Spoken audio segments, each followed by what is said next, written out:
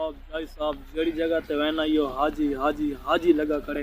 ये हाजी सा को है क्या बला पता तो लगे हाजी है केड़ी चीज। हाजी सामने तो आवे सब क्यों जलील कीते करे हाजी। ओए वोट किनू दोगे? नवाज शरीफ नू? फिर चुक ले फायदा नवाज शरीफ नू दे के वोट। पहले केड़े तेनू नवाज शरीफ ने पक्खे लाते, हुण फिर पता लग जाऊ। ओए सेफ्टी दे मुंह वालिया, कल बिस्तर ते टट्टी तू कीती सी ना?